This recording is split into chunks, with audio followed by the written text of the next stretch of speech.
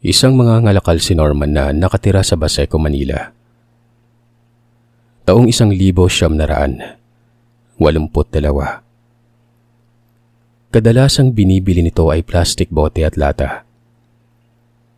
Ito ang klase ng trabaho na namana niya pa sa kanyang ama. Mahirap ang napakatrabahuso. Nandun pa ang kinukutya siya ng mga tao. Pero hindi na niya yon pinapansin pa. Para sa kanya, may taguyod niya lamang ang pamilya niya sa araw-araw ay sapat na sa kanya yon. Hindi man kalakihan ang kita nito. Sapat na yon para sa kanilang pangangailangan.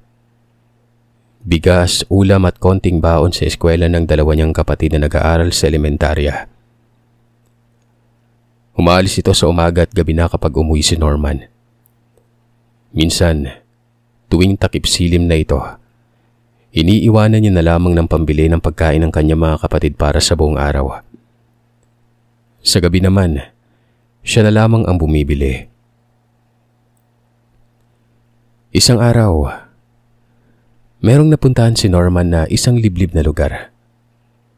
May nakapagturo kasi sa kanya na maraming kalakal sa lugar na yon. Tapos bihira lamang ang nangangalakal na pumapasok sa lugar at namimili. Sa kagustuhan na makarami ay pinasok na niya ang sitio. Tama nga ang nagbigay sa kanya ng impormasyon. Marami ang kanyang nabili doon. Hapon na nang matapos sa pangangalakal si Norman, at kung hindi pa kumulo ang tiyan niya at tila ba nahihilo siya ay hindi pa niya naalala na wala pala siyang agahan at pananghalian. Tanging kaping lamig lamang at 2 piraso ng pandesal ang nakain niya bago siya umalis kaninang umaga.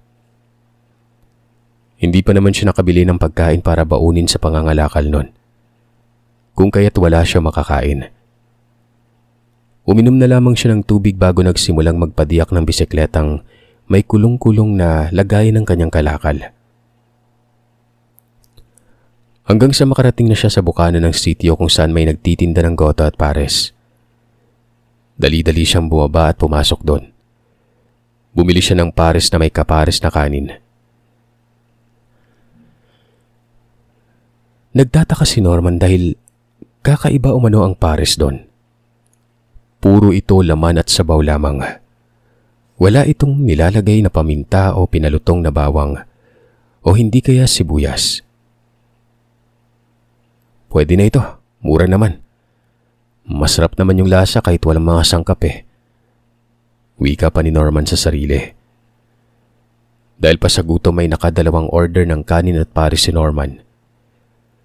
Nagkalakas at luminaw ng paningin niya.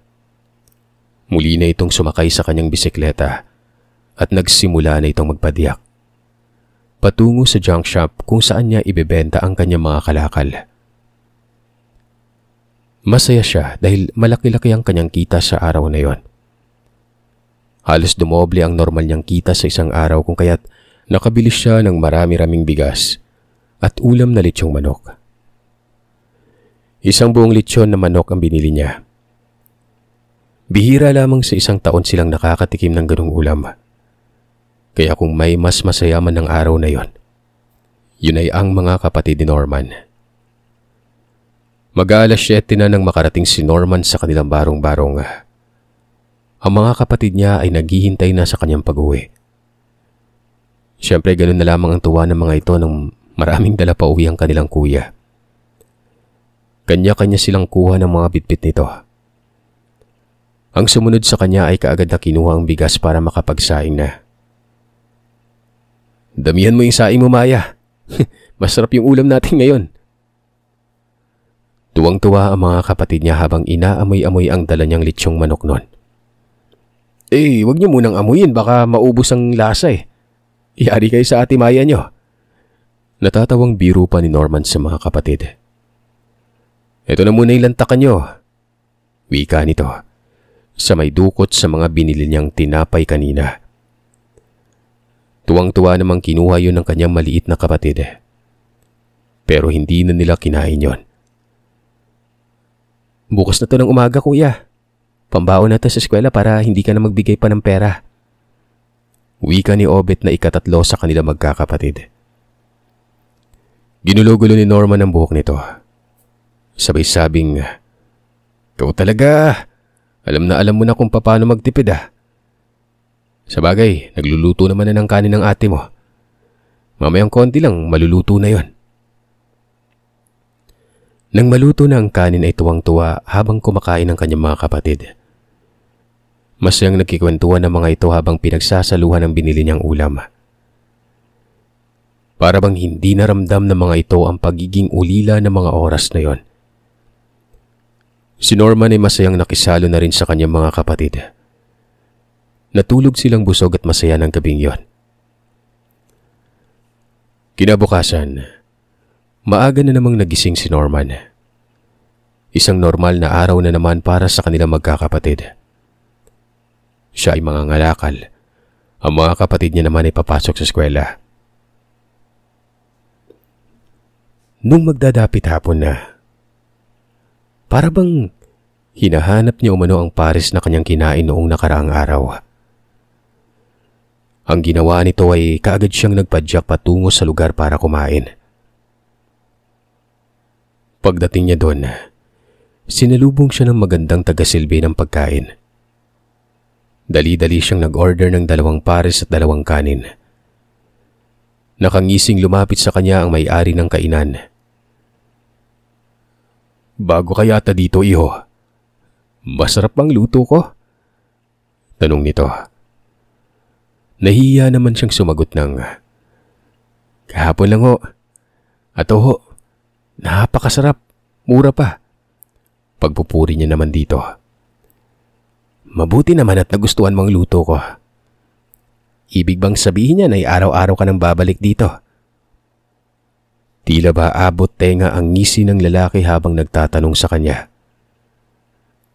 "Siguro po, kapag malapit ako sa lugar, dadaan ako dito para kumain araw-araw." "Ano ba ang trabaho mo, iho?" Mangangalakal po ako." Ganun ba? Mainam yan at may kita ka araw-araw.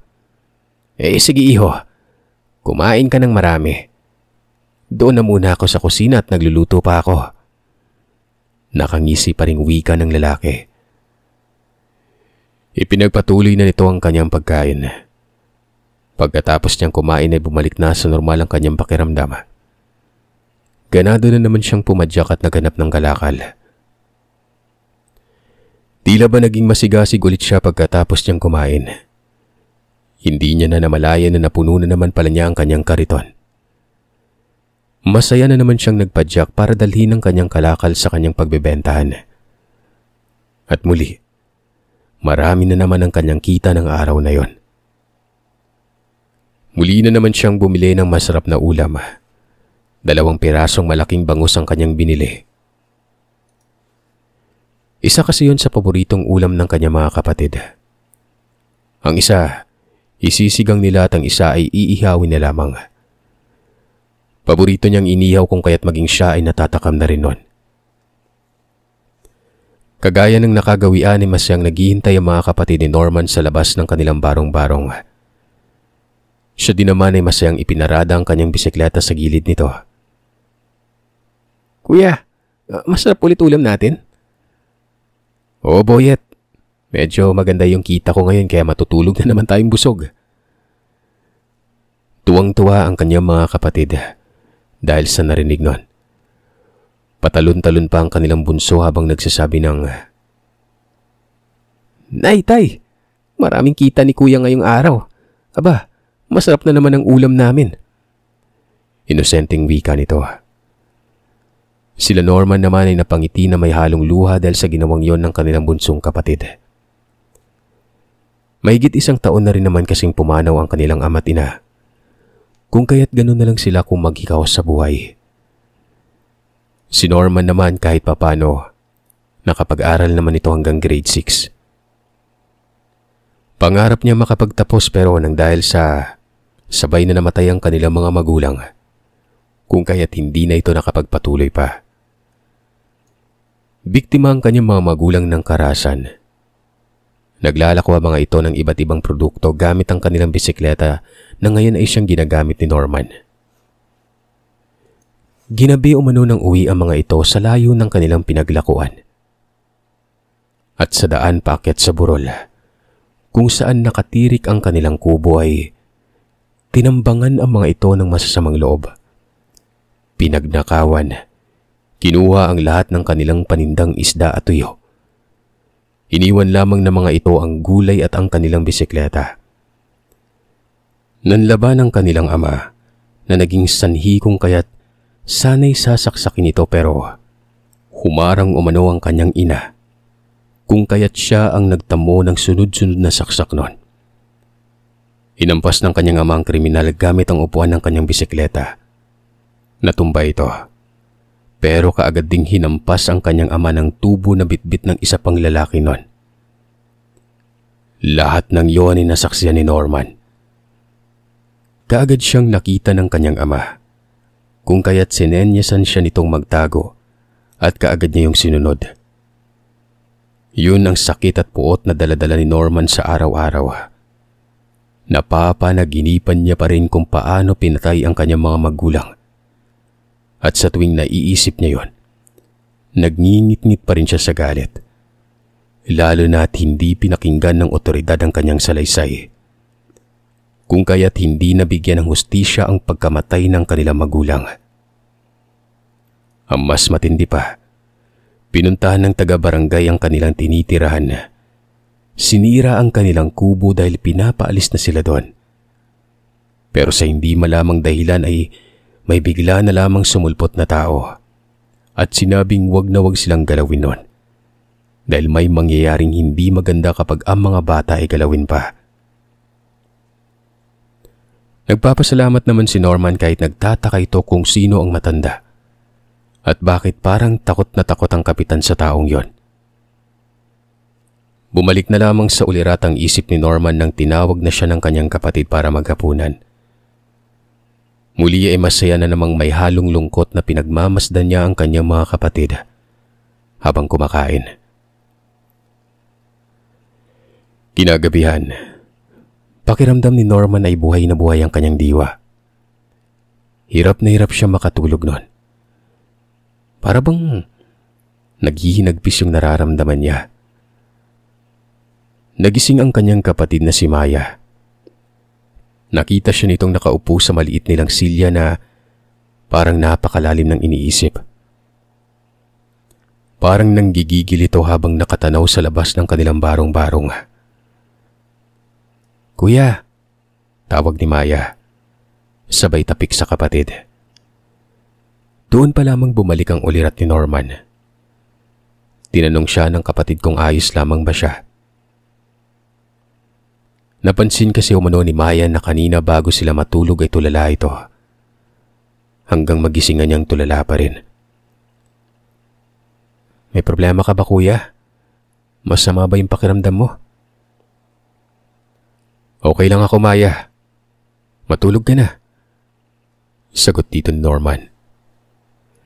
Bumalik na rin ito sa kawayang sofa na kanyang tinutulugan. Kinabukasan noon, matamlay ang katawan na bumangon si Norman. Tila ba wala sa kondisyon ang kanyang katawan. Yung mga kapatid niya ay nagsisipaghanda na para pumasok sa eskwela. Ang dalawang nakababatang kapatid niya lang ang papasok sa eskwela noon.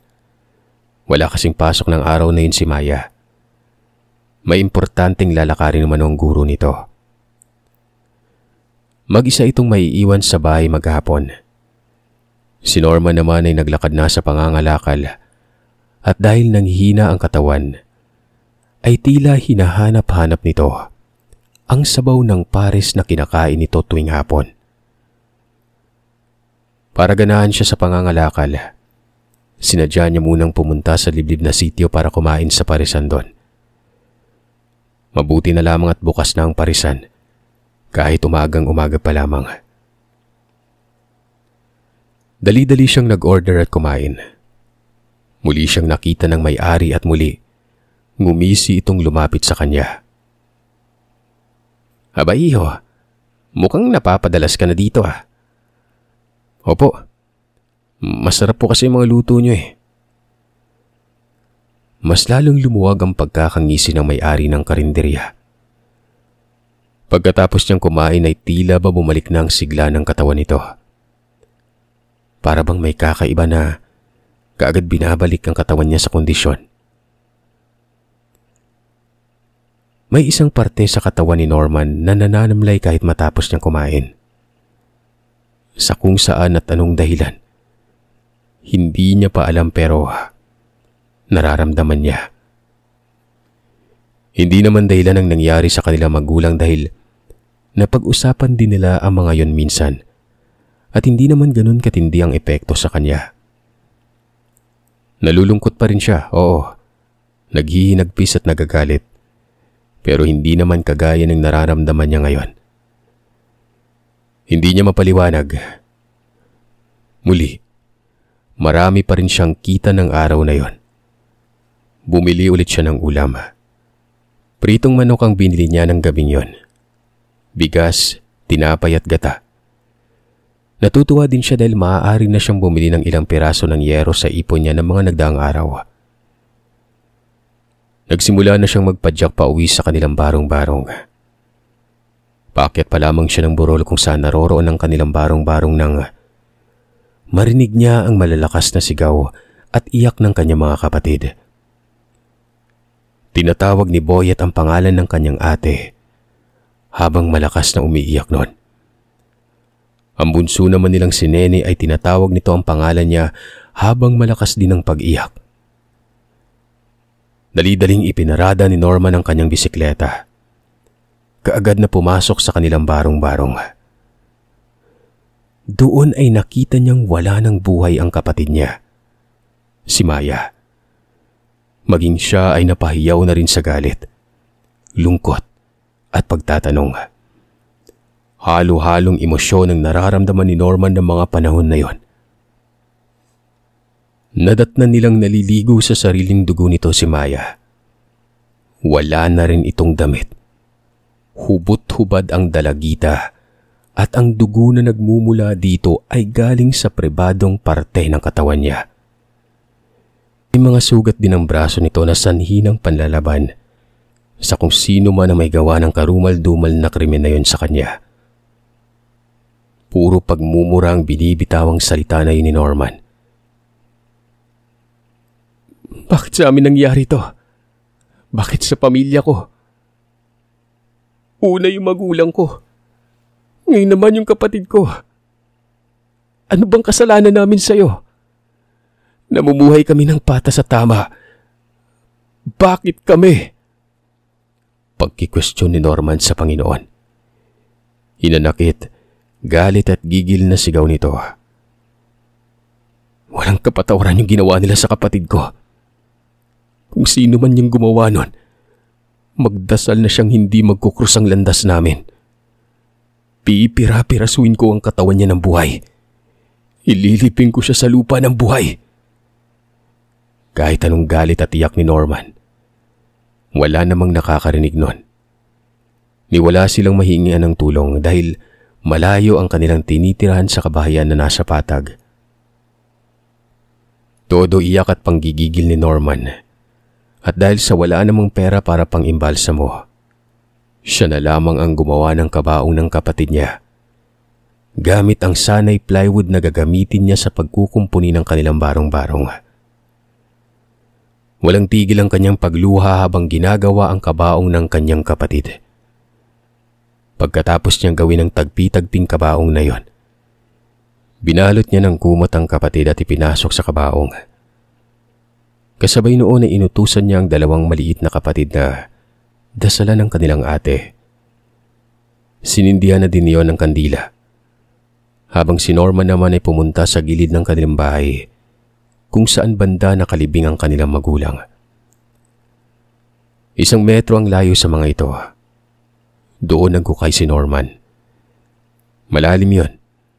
Hindi niya alam kung paano niya nagawa ang ganoon kalalim na hukay. Kahit wala pang 1 oras. Pero hindi na niya yon binigyan pa ng pansin. At ang tanging nasa isip na lamang niya ng mga oras na yon ay mabigyan ng maayos na libing at hustisya ang kanyang kapatid. Nang may ayos na, Lumuluha naman niyang binuhat ang kabaong ng kapatid nun.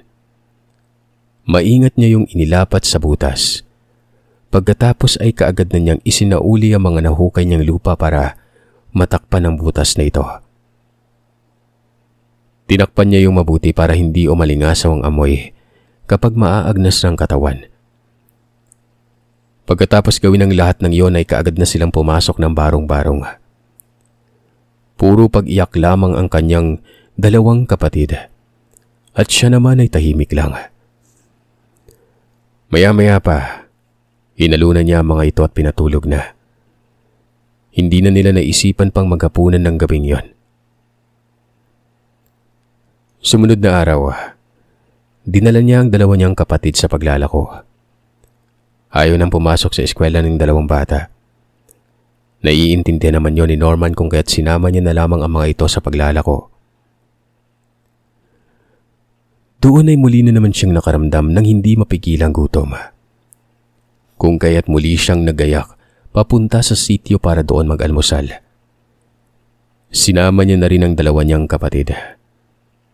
Pagdating sa may labasan ay nakasalubong nila ang mga taong pumatay sa kanilang magulang. Umagang-umaga ay nakangisi ang mga ito sabay sabi ng,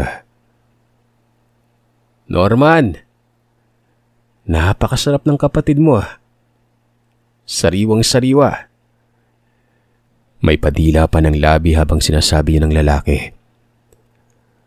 Pumintig ang tenga ni Norman sa narinig nun. Kayo?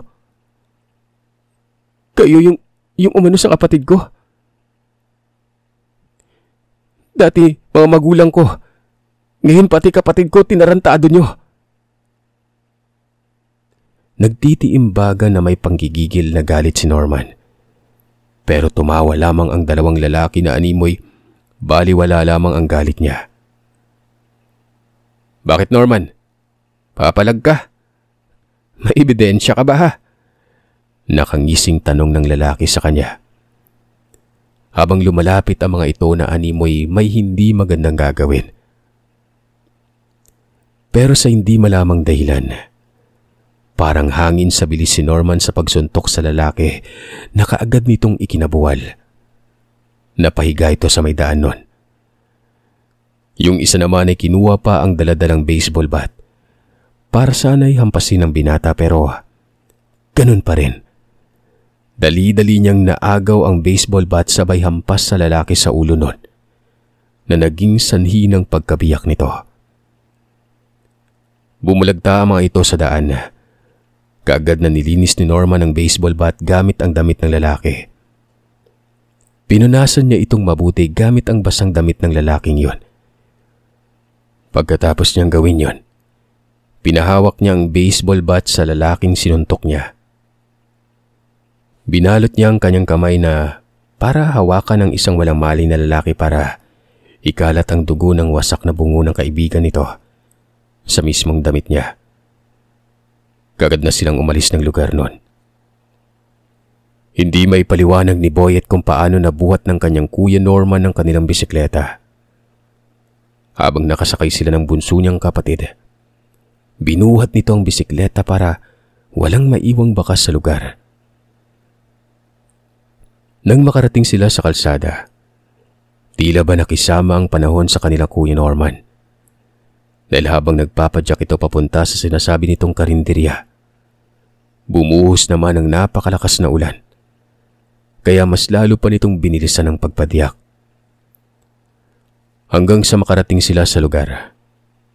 Pagkarating nila ay kaagad na silang sinalubong ng may-ari ng karinderya. Nakangiti ito habang nagtatanong kay Norman kung ano ang nangyari. Doon na bumuhos ang luha ni Norman at isinalaysay doon ang lahat ng mga pangyayari sa buhay nito. Ang abot tengang ngisi ng lalaki ay tila ba napalitan ng galit at gigil. Alam kong hindi lang sila dalawa ang may gawa ng pangahalay at panggahasa sa kapatid ko. Kulang pa. May tatlo pa. Wala sa sariling wika ni Norman nun. Gusto ko yan, Norman. Para mabilis ang epekto sa ina mga kinakain mo. Wika ng lalaking may-ari ng kainan.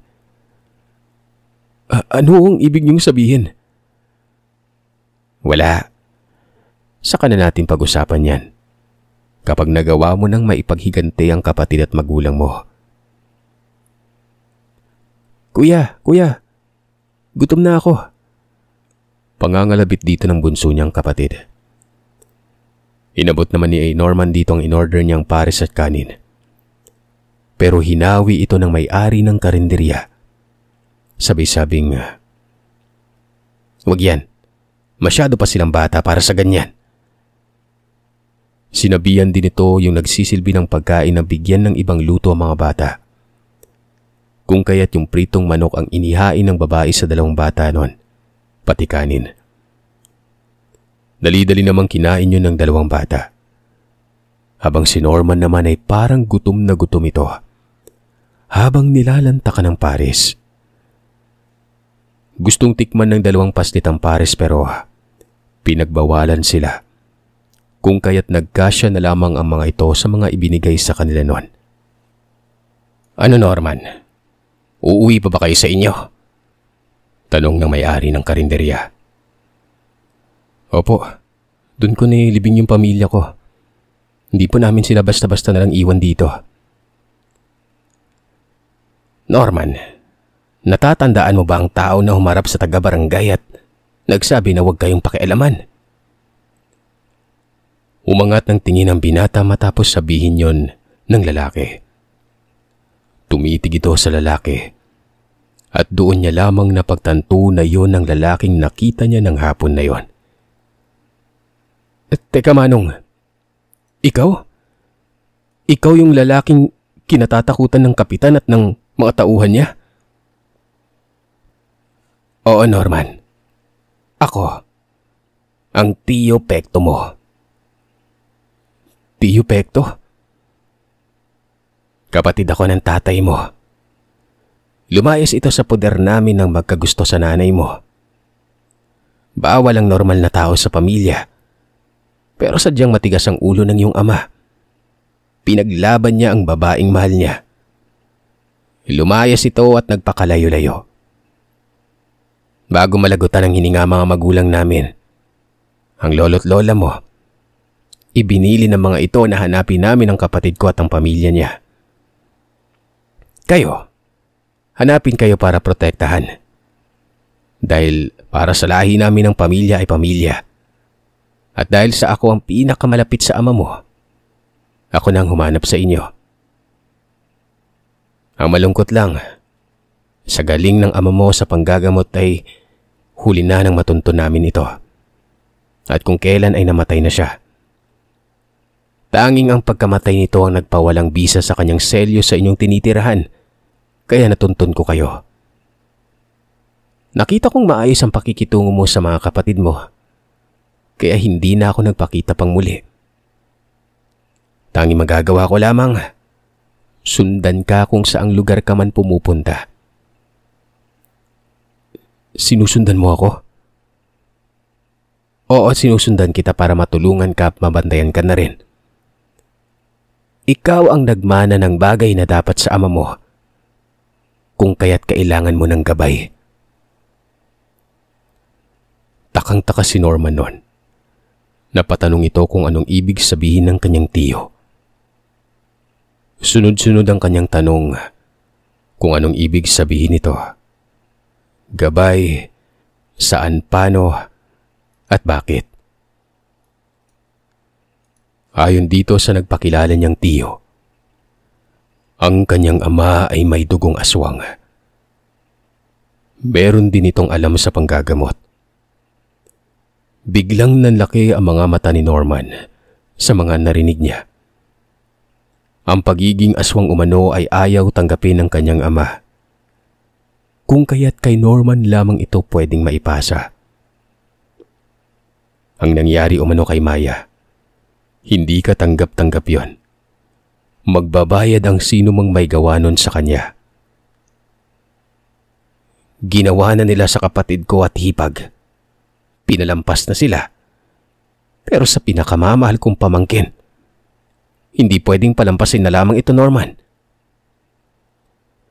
Sinabihan ng lalaki itong si Norman na maghanda. Sasalakay umano sila noon. Oras na umano ng paniningil mamayang gabi para makamtan ng hustisya. Mamayang takip silim ay iiwanan muna nila umano ang mga kapatid ni Norman. Wala umanong mangyayari sa mga ito doon sa lugar. Kasama naman nila umano ang mga pinsan nito, anak mismo ng kanilang tiyuhin. Dinala sila ng kanyang tiyuhin sa loob ng tahanan. Ipinakilala sa asawa at mga anak. Natuwa naman ang asawa at mga pinsan nila na makilala silang magkakapatid. Dito ay nagpaalam ang kanyang tiyo Pekto sa kanyang asawa. Naaalis nga sila ni Norman. Wala namang pagdadalawang isip na pumayag ang misis nito. Sumapit ang takip silim. Kasalukuyan na silang naglalakad ng kanyang tiyo Pekto. Nang makasalubong nilang ilang mga tanod na kasama ng kapitan na pumunta sa bahay at sumira sa kubo nila. Dali-dali itong nilapitan ng kanyang tiyo. Kagad niya itong sinalubong ng matatalas niyang mga kuko, ang tagiliran ng mga taong yon. Nagsisisigaw ang mga ito, humihingi ng mga tulong, pero wala namang nakakarinig doon dahil binalot na yun ang sabulag ng kanyang tiyuhin. Sumunod na araw, wala man lang naghahanap sa mga yon, na para bang ni minsan ay hindi umiiral ang mga ito. Ang sunod na kanilang biniktima ay ang kaibigan ng kapitan na siyang sumaksak sa kanyang ina. Gigil na tiningnan niyo ni Norman. Sabay sabi ng, "Tiyo, akin siya." Matyaga silang naghintay sa itaas na bahagi ng mangga habang naghihintay na lumabas ang taong ito. Hindi naman sila nabigo dahil pasipol-sipol pa itong palabas ng bahay. Tinambangan nila yon sa crossing, malapit sa kung saan ang outpost ng mga tanod. Nilaslas ni Norman ang leeg nito, gamit-gamit ang kanyang matatalas na kuko. At gaya ng sinabi nito, pinagpira-piraso niya ang bawat parte ng katawan ng lalaking yon. Naging isang ganap na aswang si Norman. Madali lamang sa kanya na kontrolin yon dahil nga meron yun sa dugo niya.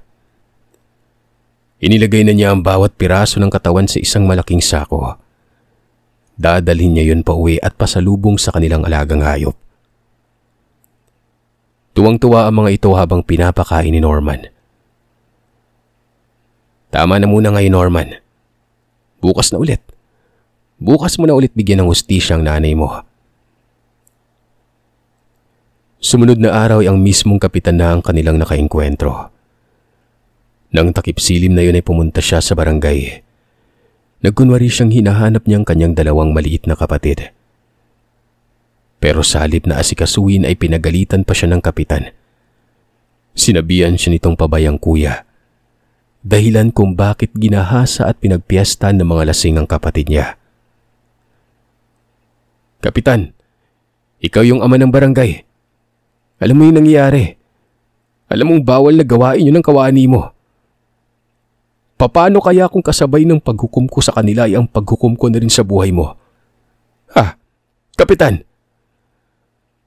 Anong pinagsasabi mo, ha, Norman?" Bumunot ng baril ang kapitan para itutok sa kanya. Pero parang hangin sa paggalaw si Norman. Dali-dali niyang sinakmal ang leeg ng kapitan. Hinayaan niya itong wala ng buhay sa may lamesa. Naghatid ito ng pinakamaingay na kontrobersya sa kanilang lugar. Kasunod nito ay ang pagligpit nila sa mga kasama ni kapitan. Lumipas sa mga araw, natigil ang mga krimen. Dahil sa nangyari ay nabalot ng takot ang buong lugar. Lalong-lalo na sa nabalitaan nila sa kapitan at sa mga tauhan nito. Ang pangyayaring yun ay hindi umano nagtagal dahil hindi naman na muli pang nambiktima ang mga nilalang. Bago pa man sila tuluyang makilala, makalipas ang ilang buwan ay lumipat na sila sa isang maliit na isla sa bayan ng Palawan.